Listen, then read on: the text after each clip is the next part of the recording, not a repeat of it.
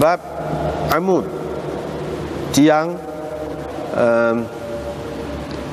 khemah di bawah bantalnya, di bawah bantal seseorang, yang bermimpi.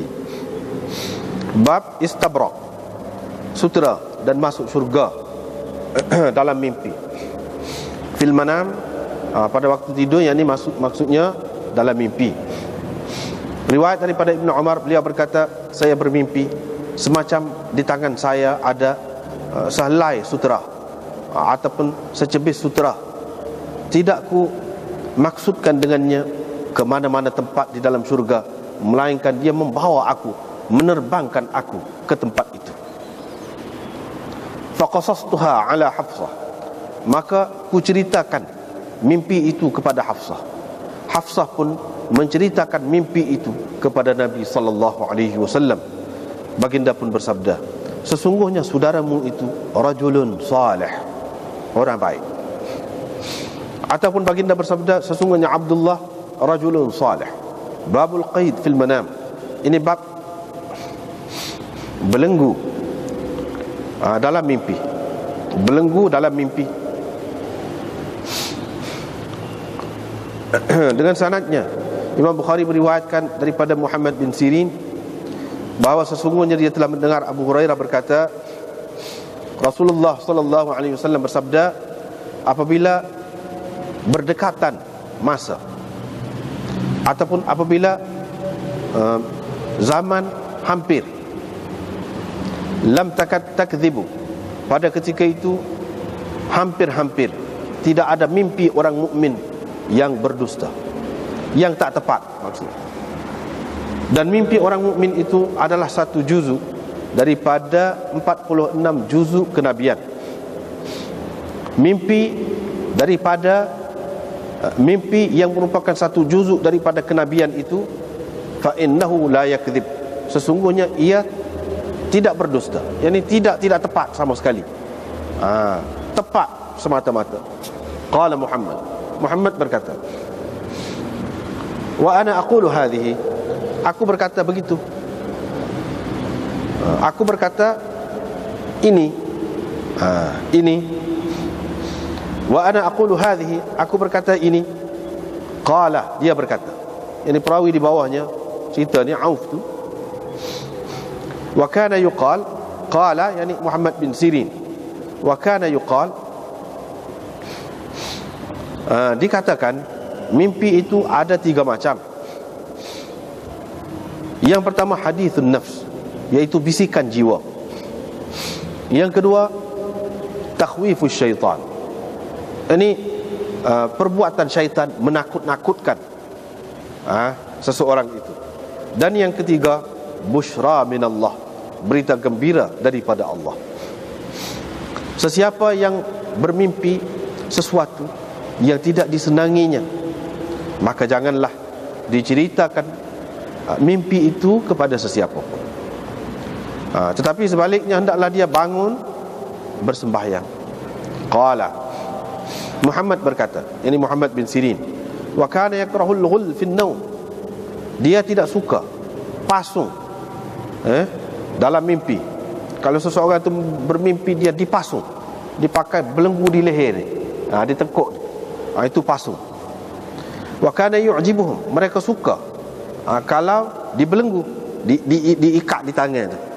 Wa yuqal, dan dikatakan al-qaid, ikatan ataupun belenggu di tangan itu, thubatun fid din, berarti ketetapan ataupun keteguhan dalam agama. Hadis ini telah diriwayatkan oleh Qatadah, Yunus, Hisham dan Abu Hilal daripada Ibnu Sirin. Yani mereka ini juga ada beriwayatkan daripada Ibnu Sirin, sama seperti Auf tadi, daripada Abi Hurairah dari Nabi sallallahu alaihi wasallam. Sebahagian mereka menganggap kesemuanya di dalam hadis tadi mudraj, yakni kata-kata yang tersebut tadi semuanya mudraj. Hadis Aun lebih terang. Yunus berkata, saya kira apa yang tersebut di dalam hadis tadi tidak lain melainkan daripada Nabi sallallahu alaihi wasallam. La ahsibu illa 'anil Nabi sallallahu alaihi wasallam fil qaid. Saya tidak ingat daripada Nabi sallallahu alaihi wasallam kecuali tentang qaid itu, yakni belenggu di tangan, pengikat tangan. Abu Abdullah berkata, yakni Imam Bukhari, la takunul aghlal illa fil a'naq. Aghlal itu hanya dipakaikan pada tengkuk, yakni belenggu yang dipakai di tengkuk, ataupun kita panggil pasung. Aghlal itu yang dipakaikan pada leher ataupun tengkuk. Itu dia. Babul ainil jariyah fil manam. Ini bab bermimpi melihat air yang mengalir, sungai yang mengalir. Riwayat daripada Ummul Ala, dia adalah salah seorang perempuan Ansar, telah berbai'ah dengan Rasulullah sallallahu alaihi wasallam. Beliau berkata, Uthman bin Maz'un terkena untuk kami dalam penginapannya, di mana ataupun ketika orang-orang Ansar mencabut undi untuk menempatkan orang-orang Muhajirin, yakni di Madinah. Fashtaka. Selepas itu Uthman bin Maz'un jatuh sakit. Famarradnahu, kami merawatnya, kami menjaga dia lah pada ketika dia sakit sampai beliau mati. Kemudian kami mengkafankannya dalam kain-kainnya. Fadakhala alaina Rasulullah sallallahu alaihi wasallam. Lepas itu Rasulullah sallallahu alaihi wasallam datang. Saya pun kata, rahmat Allah ke atasmu wahai Abbas Sa'ib. Aku bersaksi ke atasmu bahawa sesungguhnya Allah telah memuliakanmu. Nabi SAW bertanya, wa ma yudriki, mana engkau tahu? Qultu, saya pun jawab, saya tak tahu. Qala Rasulullah SAW pun bersabda, adapun dia telah mati dah. Sesungguhnya telah mati dah dia. Dan aku benar-benar mengharapkan kebaikan daripada Allah untuknya. Demi Allah, aku tidak tahu. Padahal aku ini Rasulullah. Apakah yang akan dilakukan terhadapku dan terhadap kamu? Dalam nuskha yang lain, ma yuf'alu bihi wala bikum. Aku tidak tahu apakah yang akan dilakukan terhadapnya dan terhadap kamu. Ummul Ala berkata, demi Allah, aku tidak akan membersihkan, memuji sesiapa lagi selepas peristiwa itu, selepas Uthman itu. Qalat Ummul Ala berkata, saya bermimpi melihat Uthman mempunyai mata air ataupun sungai yang mengalir. Aku pun pergi kepada Rasulullah sallallahu alaihi wasallam lalu menceritakan mimpi itu kepada baginda. Maka baginda bersabda, itulah amalannya yang terus berlari mengalir untuknya. Babu naz'il ma' min al-bi'r. Ini bab mencebok air daripada telaga sehingga puas orang meminum air. Yarwa. Bukan yarwi. Kalau yarwi makna meriwayatkan. Ni rawiya, yarwa, makna puas minum air. Rawahu Abu Hurairah an Nabi sallallahu alaihi wasallam. Diriwayatkan daripada Ibnu Umar, beliau menceritakan, katanya Rasulullah sallallahu alaihi wasallam bersabda, ketika aku sedang berada dekat telaga, satu telaga, di mana aku mencebok air daripada telaga itu, tiba-tiba Abu Bakar datang kepadaku. Abu Bakar dan Umar datang. Abu Bakar pun mengambil timba, lalu mencebok setimba dua, satu timba ataupun dua timba. Satu mana? Satu lagi setimba dua saja. Wa fi naz'ihi dha'f. Dalam keadaan pada cebokannya itu terdapat kelemahan. Faghfarallahu lahu, maka Allah mengampunkannya. Thumma akhadhaha Ibnul Khattab. Kemudian timba itu diambil oleh Ibnul Khattab daripada tangan Abu Bakar.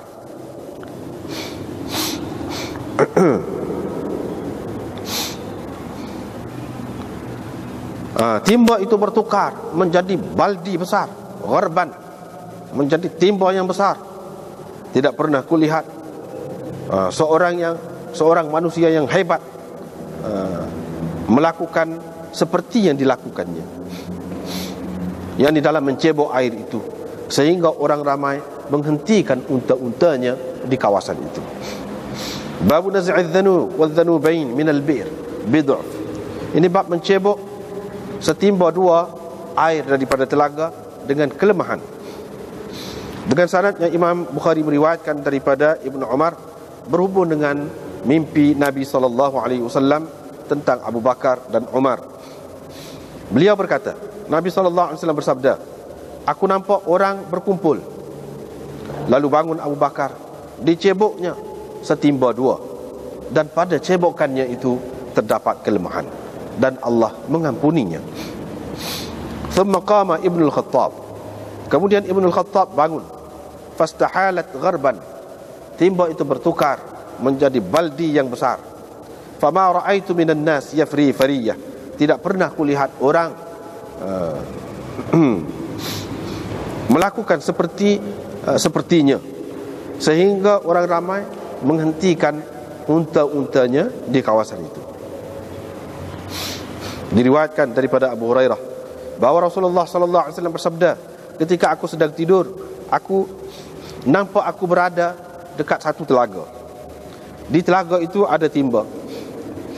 Aku pun mencebok air daripada telaga itu sebanyak yang dikehendaki Allah.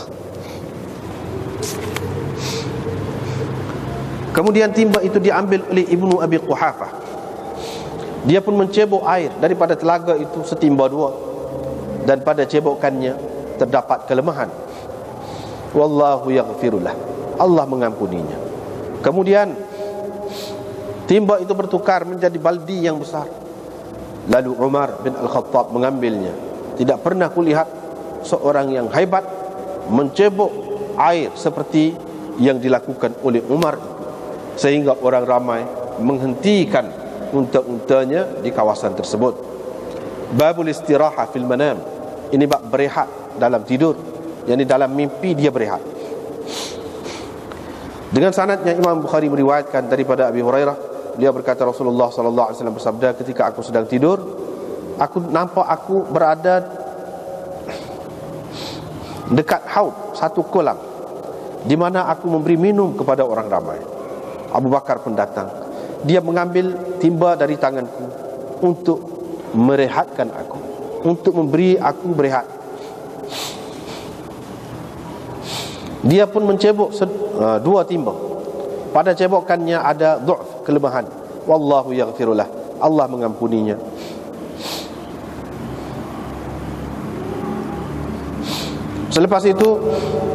Setelah itu Ibnul Khattab mengambil timba itu daripadanya.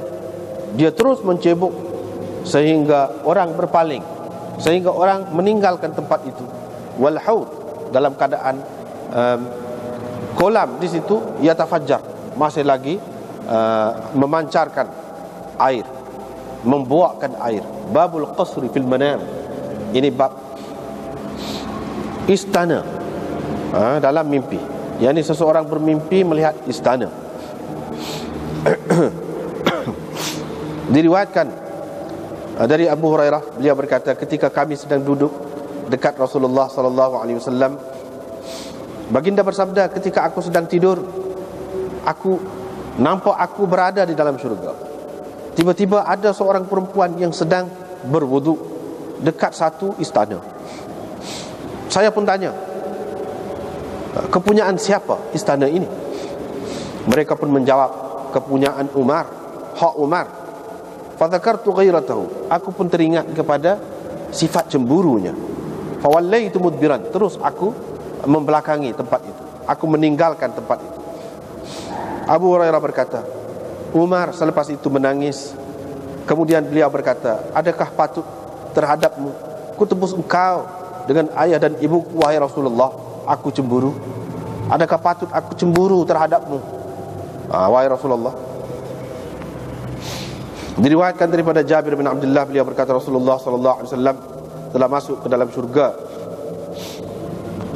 Qala, Rasulullah sallallahu alaihi wasallam bersabda, aku telah masuk ke dalam syurga. Tiba-tiba aku berada dekat satu istana daripada emas. Aku pun bertanya, hak siapa istana ini? Kepunyaan siapa? Untuk siapa?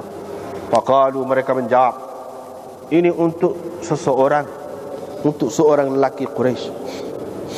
Tidaklah mendesak aku untuk masuk ke dalamnya, wahai Ibn al-Khattab, melainkan kerana aku tahu tentang sifat cemburumu.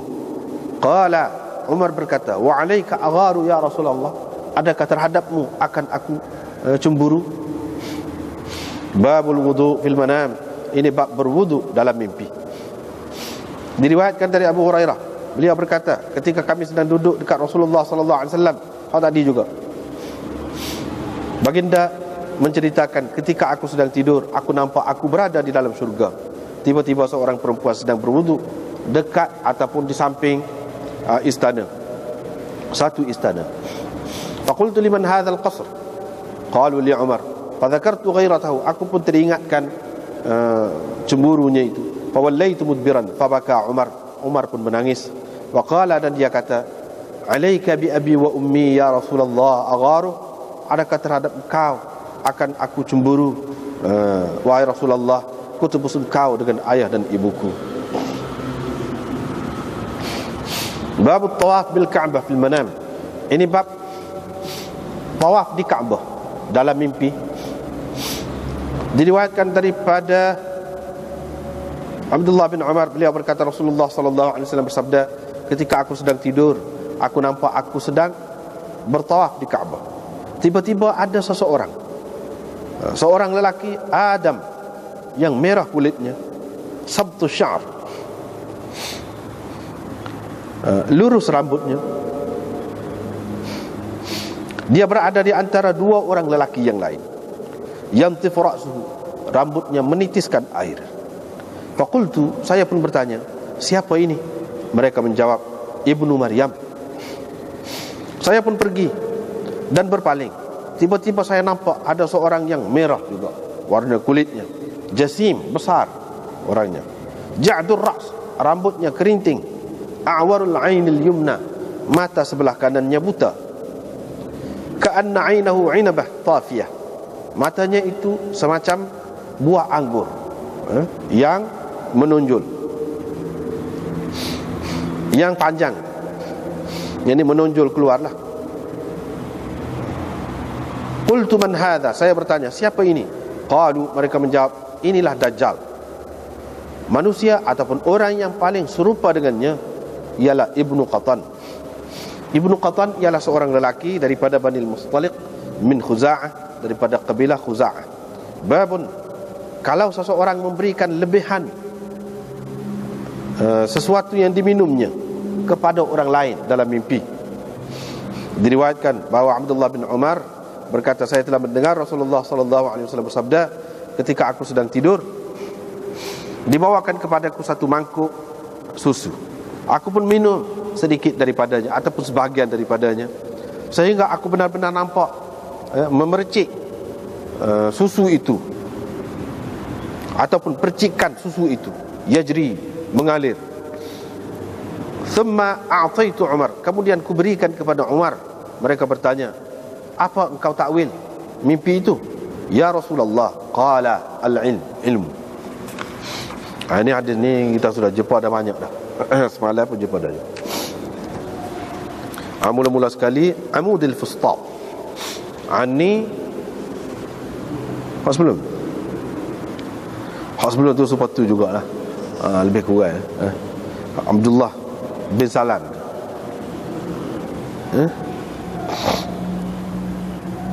Ada tinggal Babul Mafatih fil Yad.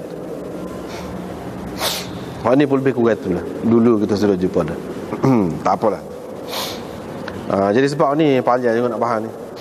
Ini tiang kemah di bawah bantal. Ini di antara tajuk dalam Bukhari yang muskil, yang payah, dan bermasalah sikit. Satu dari segi, biasanya lepas ada tajuk tu dia ada hadis, kurang-kurangnya so, ni tak ada. Tajuk saja ada, hadis tak ada. So, yang kedua, apa makna tiang tiang kemah tu duduk di bawah bantal. Apa makna? Kau gapo ni? Kau gapo ni? Situlah yang jadi muskil ulama-ulama. Bapa yang Imam Bukhari tak bubuh hadis tu? Di sini kalau kita tengok dalam hasyiah ni nombor 16. Dia kata dalam nuskhah Nasafi inda, bukan tahta. Ni ada tadi. Amudul fustat tahta wisadati, bukan tahta tetapi inda. Yang ni tiang khemah tu dekat bantal. Seseorang tu mimpi tiang khemah duduk dekat bantal dia, bukan duduk bawah bantal, dekat. Itu beza dia dalam nuskhah tu. Tetapi orang lain kata tahta belakang. Selepas dia tu tak ada hadis. Dan selepas bab ni, di sisi kebanyakan ulama'nya ada nuskhah Bukhari ni, ada bab al-istabrak wa dukhulil jannah fil manam. Inilah ni, ada bab sukun, bab al-istabrak wa dukhulil jannah. Tetapi bab ni, perkataan bab ni dalam nuskhah dalam nuskhah Nasafi dan Ismaili tidak ada. Tak ada. Itu beza nuskhah Bukhari. Tak ada. Di dalam ni, di bawah tajuk yang kedua ni, bab yang kedua ni, ataupun dalam setengah-setengah nuskhah tu tak ada perkataan bab. Terus satu bab yang dengan babu amudil fustat. Ada hadis Ibnu Umar, tadilah hadis Ibnu Umar. Dia mimpi tengok ada secepis kain sutera di tangan dia tu. Ibnu Battal dia kumpulkan kedua-dua bab ni jadi satu bab. Ibnu Battal ni salah seorang syarih Bukhari ni. Dia pensyarah kitab Bukhari ni lama lah. Dia buat dalam satu bab. Dia buat lagu ni. Tajuk dia Babu amudil fustat tahta wisadatihi wa dukhulil jannah fil manam. Gitu tajuk dia. Amudil fustat, di bawah bantalnya, dan masuk syurga dalam mimpi.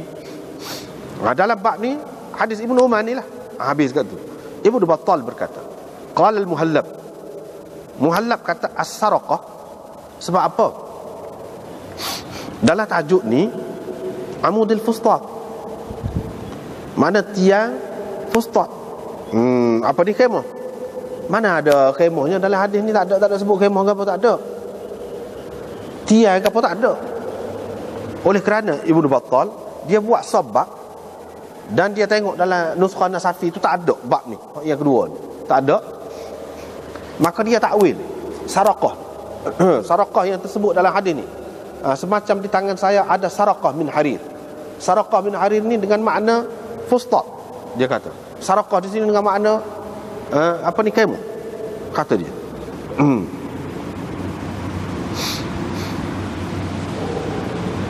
Dia kata saraqah tu dengan makna kallah.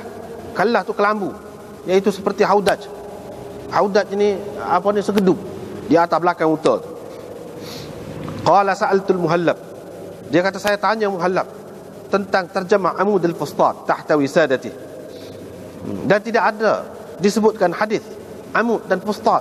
Bata pun tak ada juga dalam hadis ni, tak ada. Dia pun kata, ni syarih Bukhari ni, pendapat dia ni. Dia kata pada pendapat saya, dia kata iaitu Imam Bukhari dia tengok hadis dalam setengah-setengah turuk, iaitu hadis saraqah. Hadis saraqah ni dalam setengah-setengah turuknya ada menyebutkan sesuatu yang lebih sempurna daripada apa yang disebutkannya dalam kitabnya ini. Mana dia tengok dalam setengah-setengah riwayat tu, ada riwayat yang lebih sempurna daripada hak dia kemukakan ini. Sebab apa? Sebab dalam riwayat itu ada sebut, iaitu saraqah madruba ala amud kal khiba. Iaitu saraqah itu dipasang di atas tiang, seperti khemah. Jadi ini menunjukkan khemah, kata dia. Saraqah itu dengan makna khemah. Sebab itu Imam Bukhari dia buat marah hadis saraqah di bawah tajuk amudul fustat ke apa ni, sesuai lah kau tu. Dia kata gitu. Dan Ibnu Umar mencabut daripada amudnya itu, dan dia letak gitu dalam riwayat. Ibnu Umar pun cabut tiang tu, dia pun letak bawah bata dia, dan dia pun berdiri. Huwa bis saraqah, dah pegang dia pegang saraqah. Fa amsaka wa hiya kal haudaj min istabraq, yani daripada sutera. Jadi tidak dikehendakinya mana-mana tempat dalam syurga. Dia kata berasa nak pergi mana, dia pegang tu serah nak pergi mana, sapah selalu tempat tu. Tetapi Imam Bukhari tidak puas hati dengan tambahan yang tersebut dalam setengah-setengah riwayat itu. Ini mengikut Ibnu Battal, Muhallab ni, mengikut Muhallab ni. Ibnu Battal nukilkan itu. Sebab itu dia tidak masuk dalam kitab tu. Dia cuma isyarat saja kepada riwayat itu, oleh kerana riwayat itu tidak menepati syarat dia. Dia sering kali Imam Bukhari ni buat lagu ni. Dia sebut tarjamatul bab, tajuk, lepas tu dia tak mari hadis. Dia hanya mengisyaratkan kepada hadis itu dalam riwayat, dalam sanad, melalui sanad yang lain, jadi melalui tariq yang lain. Dia tidak sebut apa-apa sebab ada kelemahan pada sanadnya, ataupun tidak sesuai, tidak menepati syarat dia. Ataupun kemungkinan juga Imam Bukhari buat lagu ni, dia tak ada nak bubuh mana-mana hadis yang dia maksudkan pada asalnya, tak ada bubuh di bawah tajuk, lepas tu mati.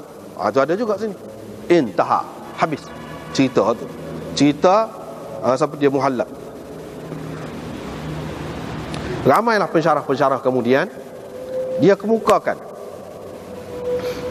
nukilkan pendapat Muhallab itu, dan mereka diam, tak kata apa, tak komen apalah.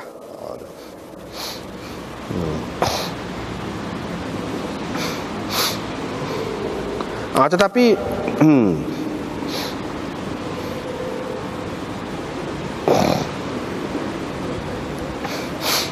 ni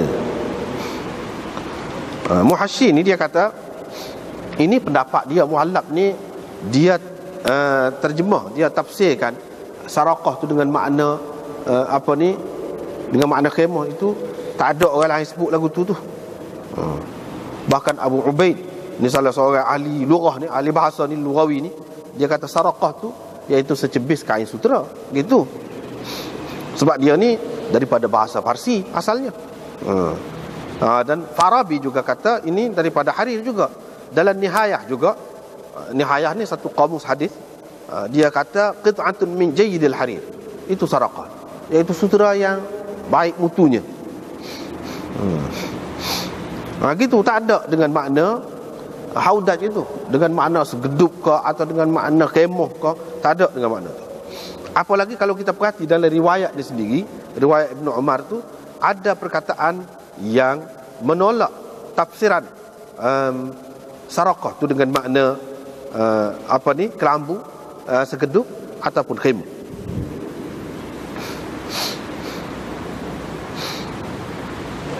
Sebab apa ni, dalam riwayat itu dia kata, aku mimpi, aku tengok macam di tangan itu ada secebis kain sutera. Kalau khemah besar, orang tidak panggil secebis, orang tidak panggil qit'ah. Kalau khemah tu besar tu.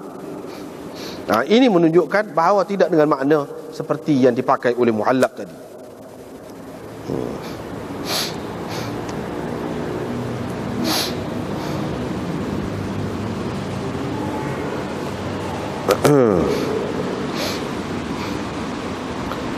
Jadi apa lagi riwayat tu dengan tambahan tadi, tak kuat sanad dia, tidak ada asalnya. Yang betulnya, ini kata Hafiz Ibn Hajar, ini dia nukil, iaitu Imam Bukhari dengan terjemah dia, dengan tajuk ni, dia isyarat kepada hadis. Ni pendapat Hafiz Ibn Hajar pula. Kod lain dia buat lagi, kod lain. Hadis daripada beberapa turuk riwayat bahawa Nabi SAW bermimpi, dia nampak Amud al-Kubath. Amud al-Kubath di sini, Amud al-Kubath. Dalam setengah riwayatnya Amud al-Kitab, bukan Amud al-Kubath. Kalau Kubath itu pokok, macam pokok kapas tu. Ini amudal kitab. Dalam riwayat yang lain sini tak ada sebut. Amudal kitab. Amudal kitab tu mana ke dia? Amudad din, tiang agama. Tiang kitab. Apa makna tiang kitab? Tiang agama. Nabi mimpi tengok satu tiang. Untuzi'a min tahti ra'sihi, yang dicabut daripada dekat kepala dia. Tiang tu cabut daripada dekat kepala dia. Al-hadis dan hadis seterusnya. Panjanglah hadis tu.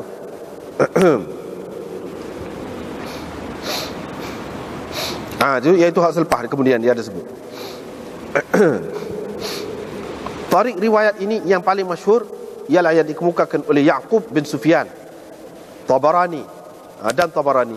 Hakim mengatakan hadis itu sahih daripada hadis Abdullah bin Amr bin Al-As radhiyallahu anhuma, iaitu saya telah mendengar Rasulullah sallallahu alaihi wasallam bersabda, baina ana naimun raaitu amudal kubath, ataupun amuda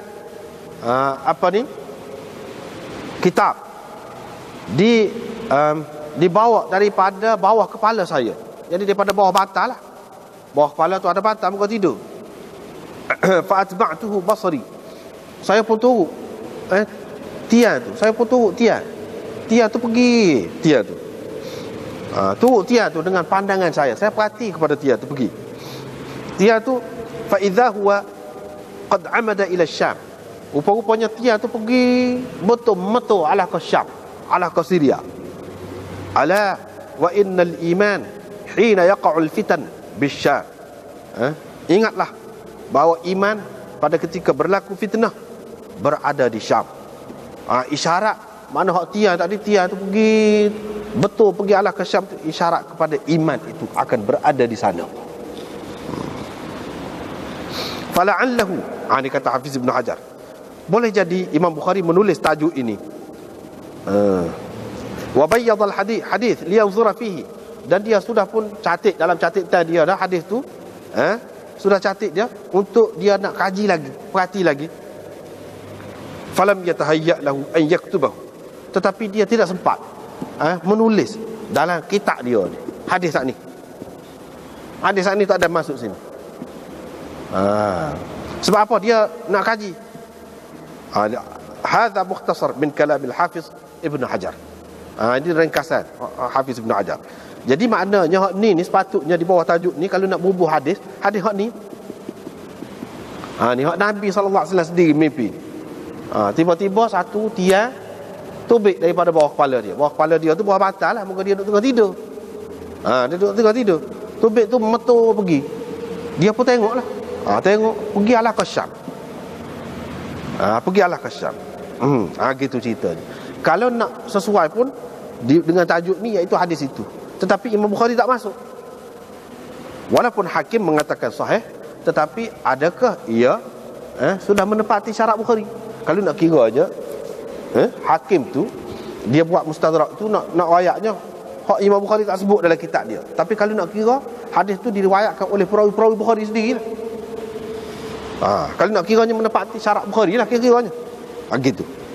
Jadi kalau kita andaikan Bukhari tak masuk di sini, kadang tak ada, tak apalah tu. Tapi kalau dia tak masuk sini seperti hak lain-lain, kadang-kadang dia tidak masuk kerana tidak menepati syarat dia. Walaupun Hakim kata ini sahih, kira-kiranya sahih sebab Bukhari lah, sebab dia mustadrak kitab dia tu. Tetapi belum pasti lagi. Hak Hakim kata sahih tu belum pasti lagi ia benar-benar menepati syarat Bukhari. Gitulah ceritanya. Jadi kalau nak kira berdasarkan hadis ini, dia menunjukkan, mengisyaratkan juga kepada zaman fitnah. Mana? Di zaman Sayyidina Muawiyah ni. Sebab itu kalau kita perhati, ramai juga di antara sahabat-sahabat ni, mula-mula dia duduk balik Sayyidina Ali, sokong Sayyidina Ali. Tapi lepas pada tu dia beralih sokong Sayyidina Muawiyah. Di antaranya Ibnu Abbas, di antaranya Aqil, adik-adik Sayyidina Ali sendiri, dan ramai lagi sahabat-sahabat yang lain. Boleh jadi mereka tengok hadis ni. Boleh jadi mereka tengok hadis ni. Dan hadis ini menunjukkan bahawa Muawiyah yang memerintah di Syam pada ketika itu juga berada di atas kebenaran. Bahkan Nabi SAW kata ni, ala wa innal iman hina yaqa'ul fitan bisyam. Ingat, iman ketika berlaku fitnah berada di Syam. Situ betul. Isyarat kau tu.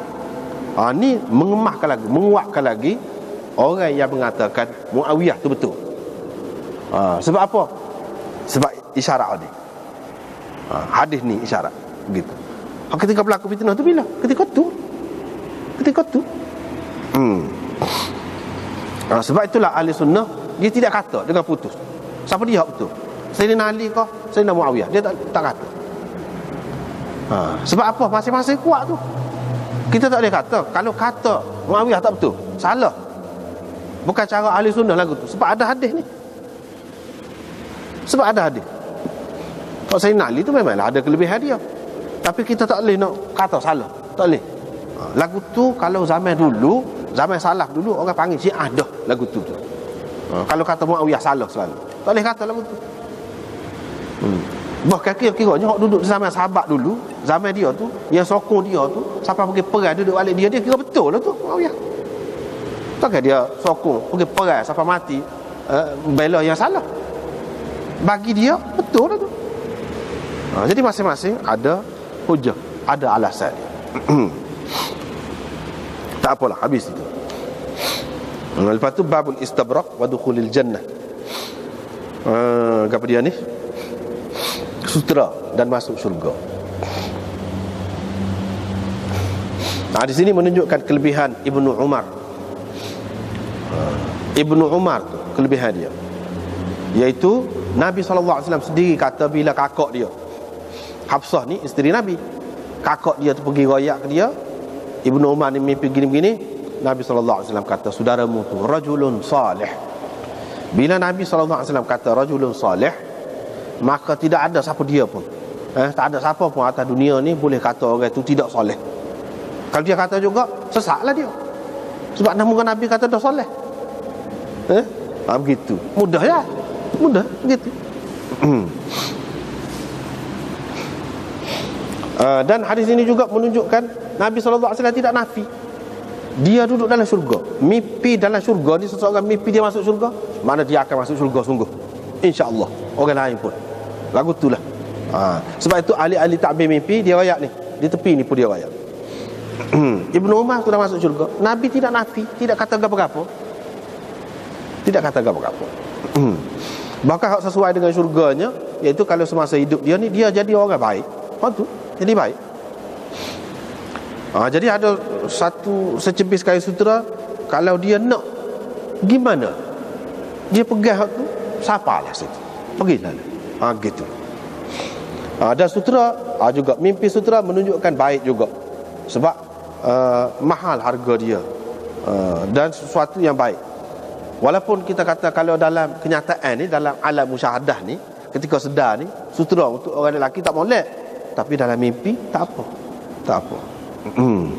Kalau katakanlah dia mimpi dia pakai sutera dalam syurga, lagi tak apa, memang boleh pun dalam syurga tu. Pakai sutera.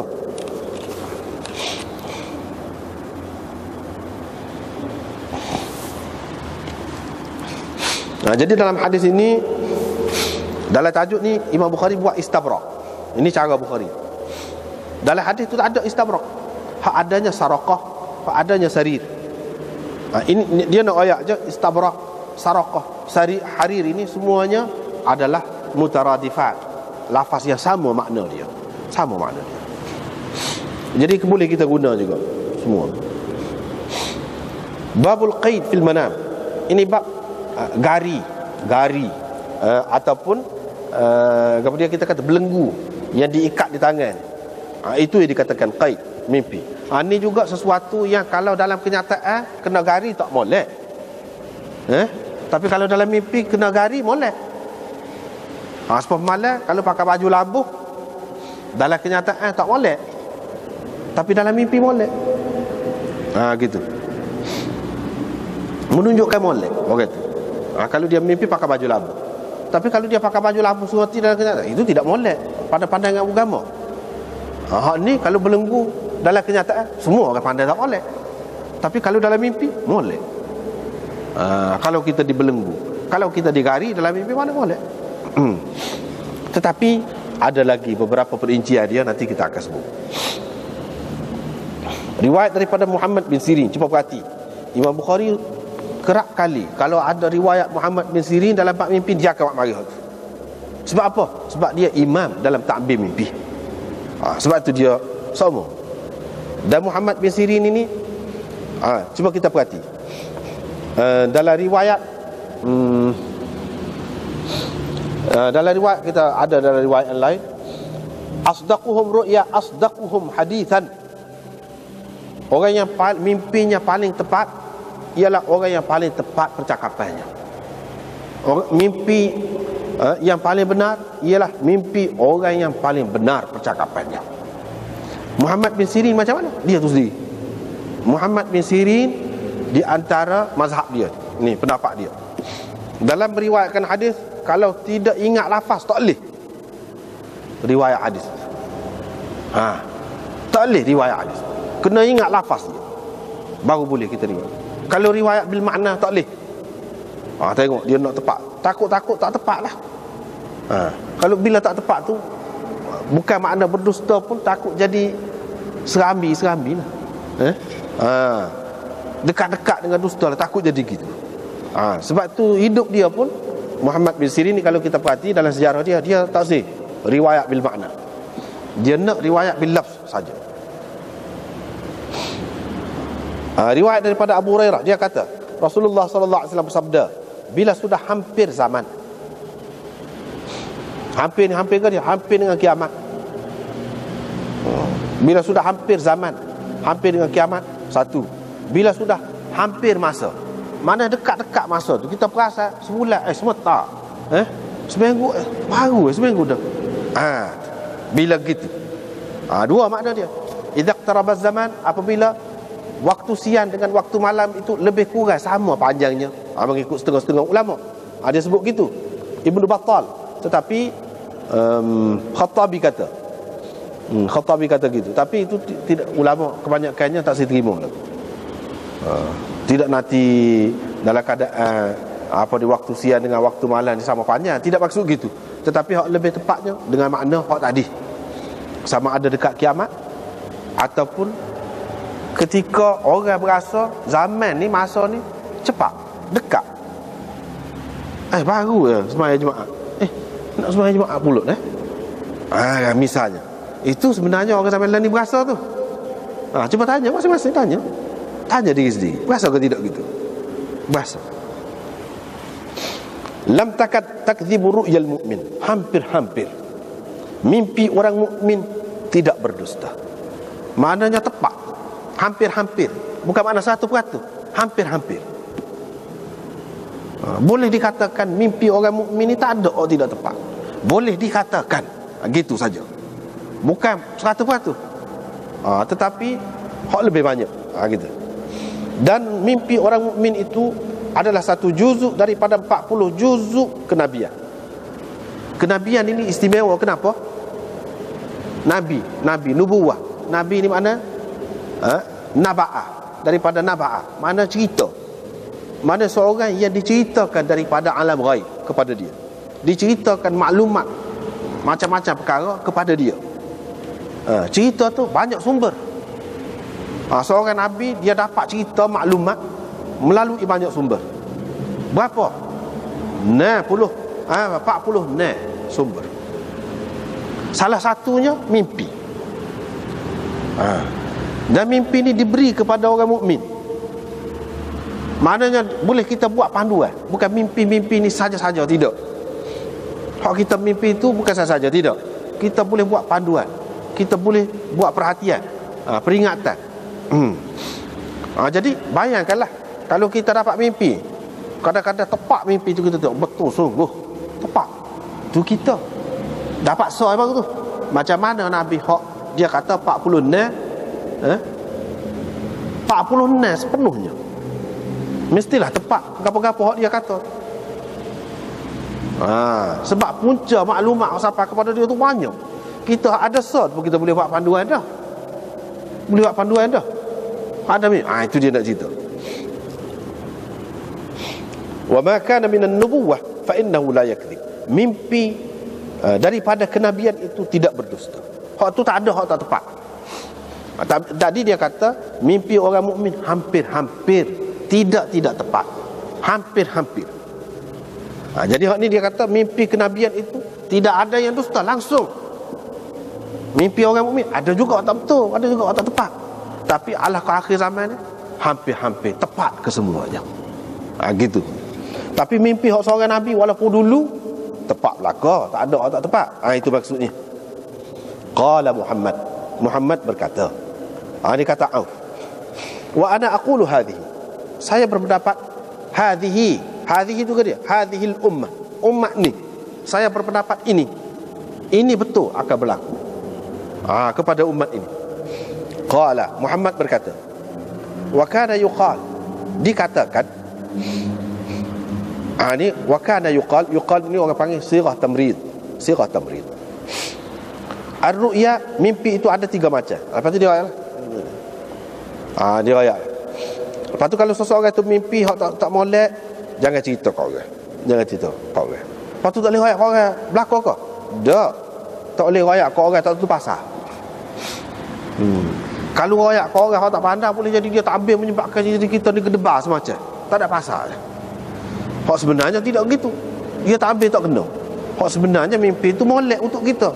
Dah kita kena belenggu tangan, dia kata kamu nak kena igap. Padahal tidaklah gitu. Buat kita berdebar. Tak ada pasal. Kalau kita nak royak pun, royak kepada orang yang reti.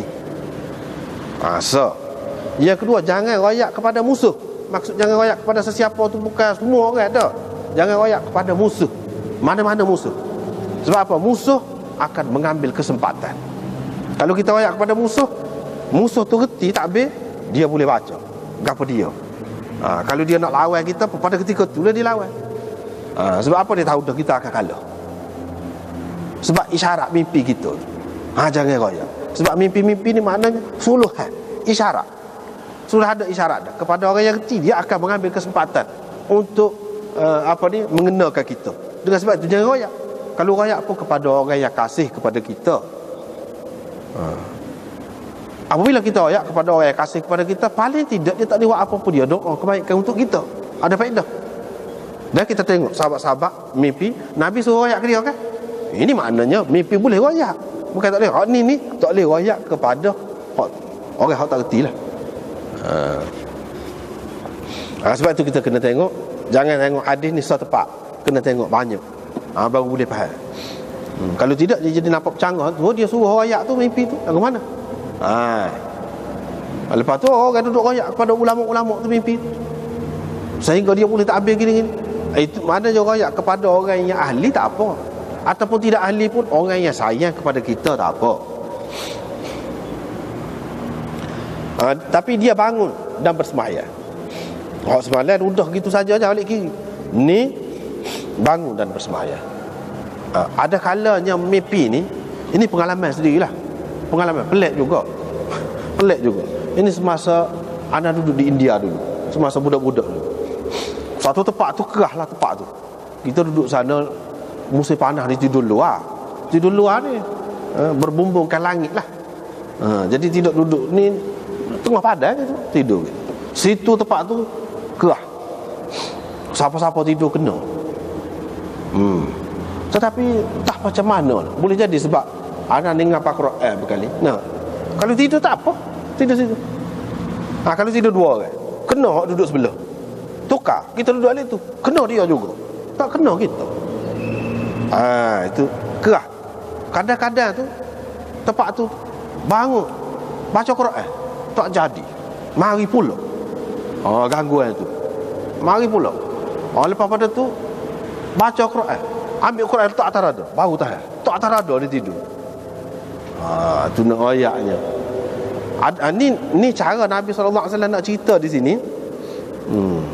Nak cerita di sini, kalau kita mimpi ni macam-macam. Ada kalanya padan dengan ayat kursi ya. Ada kalanya padan dengan auzubillahi minasyaitonirrajim, ludah gitu je. Ada kalanya tak padan. Kita kena buat benda lain lagi. Iaitu bangun, mesti kalau kita tidur, batal air semaya, kita pergi ambil air semaya, maya. Itu di antara cara-cara untuk menghilangkan benda tadi. Ataupun kita ngaji Quran tempat tu, ngaji Quran. Ataupun kita letak Quran atas dada misalnya. Tidur dengan gitu, insya-Allah tak apa. Macam-macam lah caranya. Ini di antara cara yang disebutkan.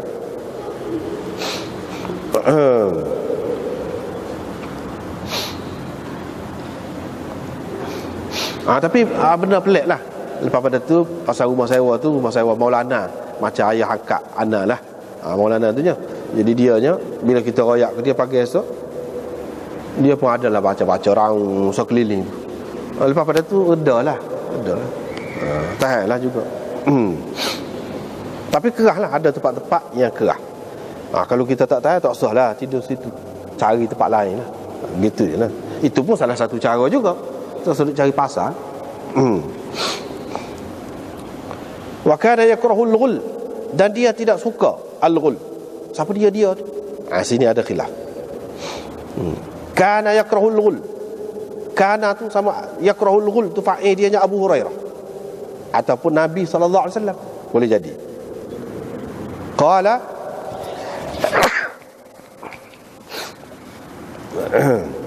kalau supaya tadi qala tu makna Muhammad kata. Yang ni Auf itulah ceritanya. Dia kata Muhammad kata. Wa kana, yani Abu Hurairah tidak suka ghul, pasung. Dalam mimpi ni, kalau mimpi kena pasung tak molek. Pasung ni orang pakai tekok ni. Ikat tekok tu. Dan mereka suka mana kalau kena gari ataupun belenggu di tangan, ikat di tangan. Mereka tu siapa? Mereka tu ahli takbir mimpi ataupun sahabat-sahabat. Kalau mimpi kena gari ataupun kena ikat tangan tak apa. Wa yuqal, dan dikatakan al-qaid, pengikat tangan ataupun gari ataupun belenggu di tangan, thubat fid din, bermakna keteguhan dalam agama. Imam Bukhari pun sebut. Jadi anak murid Ibnu Sirin ni ramai lagi yang beriwayat kau ni daripada Ibnu Sirin, daripada Abi Hurairah, daripada Nabi sallallahu alaihi wasallam. Sebahagian mereka, yakni ulama hadis, menganggap semua yang tersebut celah-celah saat itu sebagai mudraj minar rawi, sebagai bukan hadis hak Nabi sallallahu alaihi wasallam kata. Yakni dikatakan mimpi itu ada 3 macam, gini. Itu bukan hak Nabi kata. Hak tu hak Muhammad bin Sirin kata. Itu makna mudraj. Maknanya hak perawi nak menghuraikan, dia dalam menghuraikan hadis tu dia masuk celah tu. Hadis Auf lebih terang. Sebab itu Imam Bukhari kemukakan hadis Auf ni sebab lebih terang hadis dia. Yunus berkata, saya tidak fikir melainkan daripada Nabi sallallahu alaihi wasallam hak berhubung dengan qaid ini. Hak ni kan, al-qaid thubatun fid din, wa yuqal al-qaid thubatun fid din ini. Hak ni kalau mengikut Yunus, hak ni adalah kata-kata Nabi, bukan kata-kata perawi dia, bukan mudraj. Hak ni tidak, tetapi hak Nabi sallallahu alaihi wasallam kata. Abu Abdullah berkata, al-aghlal itu hak yang dipakaikan di tengkuk tu, ataupun di leher tu. Adapun qaid yang dipakai tangan, lain dia, lain, tak serupa. Baik, kita tengok sini nombor ni Ibnu Sirin berkata, kana Abu Hurairah yakrahul ghul fi an-nawm. Abu Hurairah tak suka kalau orang tu mimpi dia kena pasung, mana tak molek. Sebab apa? Sebab ghul ini dalam Quran dia sebut, sebab itu ahli takbir mimpi ni dia kena alim Quran dan kena alim hadis, baru boleh, baru betul. Kalau tidak, tak betul. Hak mana kita tengok dalam Quran lagu tu sebut, hak tu tabir dia. Itulah asasnya. Tak boleh pergi dah kot lain. Ni misalnya ghul ini digambarkan sebagai sifat ahli neraka. Sebab Allah Subhanahu Wa Taala berfirman, idzil aghlalu fi a'naqihim was-salasil. Itu dalam ayat. Idzil aghlalu fi a'naqihim was-salasil. Itu maknanya aghlal, belenggu ataupun pasung berada di tengkuk-tengkuk mereka dan rantai-rantai. Ini cerita orang kafir tu dalam neraka. Ada kalanya pasung ini dia menunjukkan kepada kaf, mana terhalang sesuatu pekerjaan seseorang itu. Ada kalanya ia menunjukkan sesuatu yang mengganggunya, menyakitinya.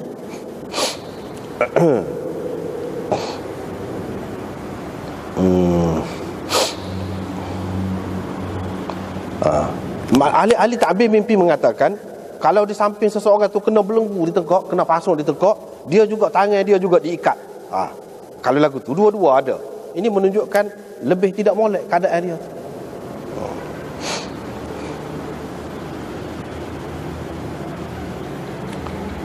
Tetapi kalau terikat di tangan, itu molek pula. Sebab itu berarti menahan dia daripada melakukan kejahatan. Mana hidup seseorang itu dalam keadaan terkawal, tidak kata bebas, lepas, tidak. Dalam kawalan. Ada kalanya kalau pasung ni, dia menunjukkan kebakhilan. Kalau seseorang tu dipakai pasung, maknanya dia bakhil, mengikut keadaan orang.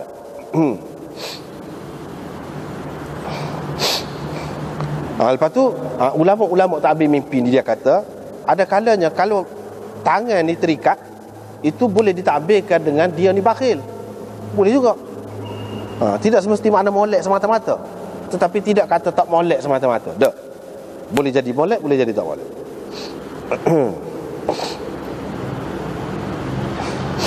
Kalau seseorang tu mimpi, dia tengok dia ni diberkas dan dipasung, maka dia akan masuk penjara ataupun akan mengalami kesukaran, kesusahan.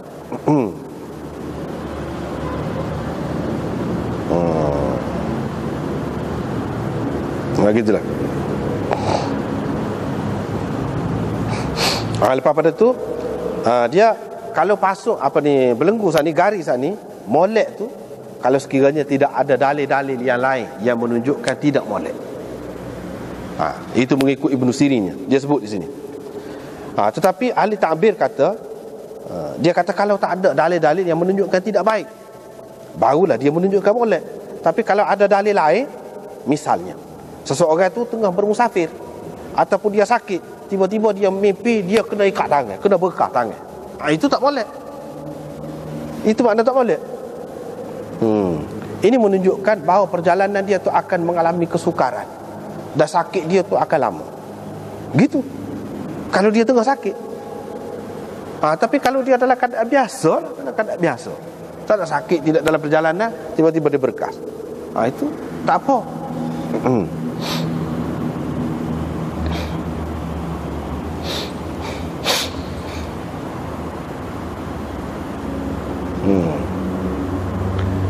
Kalau seseorang itu dia mimpi, dia tengok satu halqah, satu lingkaran, satu mata, ikatan itu, seperti dia tengok di kaki dia tu, diikat kaki dia diberkas misalnya. Tapi diikat tadi, berkah tadi, rantai dia tu daripada apa dia ni, perak. Kalau perak, ini menunjukkan dia akan menikah. Tengok. Pula dia tidak sama pula kalau kaki. Lepas tu kaki tu pula rantai tu daripada perak, menunjukkan dia akan nikah. Kalau terikat sana ni emas, dia akan mendapat harta dengan sesuatu cara. Kalau daripada loyan, belenggu sana ni daripada loyan, maka ini menunjukkan sesuatu yang tidak baik. Ataupun dia akan kerugian. Tetapi kalau belenggu sana ni, berkah tangan ataupun kaki sana ni, dia daripada timah hitam, ataupun kita panggil pelambab,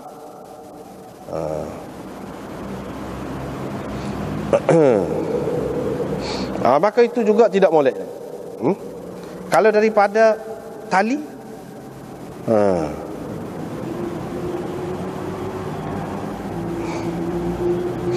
kalau daripada tali, itu tak apa, molek. Tapi kalau daripada kayu, maka dia akan menghadapi satu keadaan nifak, kepura-puraan ada. Kalau daripada kayu api, bekah tu dengan kayu api, lagu mana bekah nak? Maka ini akan dia menunjukkan akan berlaku acuman dan fitnah lah. Kalau ikat tu pula dengan kain, dengan kain buruk kau ataupun secebis kain lah, ataupun dengan benar kau ikat tu, menunjukkan satu masalah yang akan dihadapinya, tetapi masalah tu tidak berkekalan, mudah akan selesai. Tu bekas saja.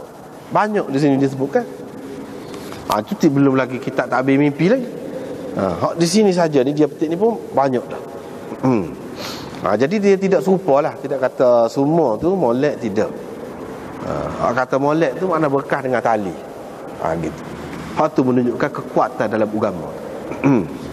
Dan dalam keadaan dia tu tidak sakit kau, tidak musafir kau, tidak ada dalil-dalil lain lah, dalam keadaan biasa.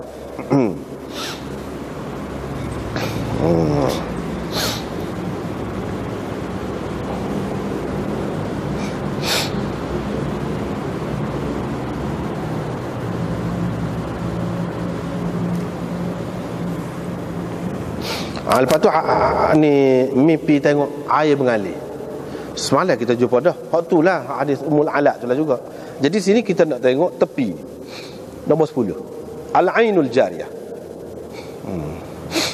Muhallab berkata, air yang mengalir ni banyak macam. Air yang mengalir memberi arti kalau air dia tu jernih, maka memberi arti amal soleh. Kalau jernih. Kalau tidak, tak. Kalau tidak. Itu mengikut dia. Orang lain kata, dia kata mata air ni iaitu amalan yang berkekalan. Kalau ada seseorang tu tengok, dia mimpi, dia tengok, dia ada mata air, hak dia dalam tanah dia misalnya, berarti dia akan ada amalan yang berkekalan, pahalanya sampai kepada dia setelah dia mati. Ataupun dia buat kebaikan kepada orang yang hidup ataupun mati, ya. Wa qala akharun, orang lain-lain pula kata, ramai ni hak tak habis mimpi ni, kalau mata air sungai memberi makna nikmat, seseorang akan mendapat nikmat, berkat, dan dia akan mencapai apa yang dicita-citanya, mencapai maksudnya. Itu maknanya. Ini kalau orang yang bermimpi tadi dia tu orang baik. Tapi kalau orang yang bermimpi tu dia tidak baik, dia mimpi lagu tu bermakna dia akan mendapat musibah, yang mana ahli keluarga dia akan menangisi dia tu kerana musibah itu, akan menangis, akan susah. Jadi maknanya tak serupa tu, tak serupa. Mengikut takbir tu tak serupa.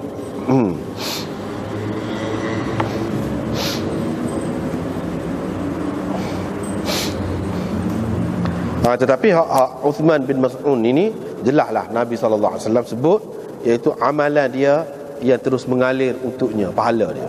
Sebab dia ni kaya, dia ni, dan dia suka beri sedekah. Ni Uthman bin Mas'ud.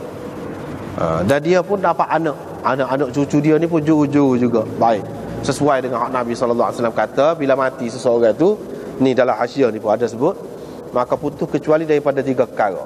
Daripada 3 perkara tu, dia ni ada belaka atas dia. Ada belaka atas dia. Di sini dalam hasyiah ni disebutkan.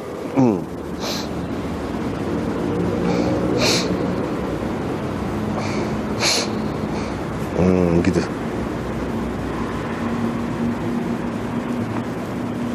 Bab naz'il ma' min al-bir hatta yarwa an-nas. Sekat tu. Wallahu a'lam.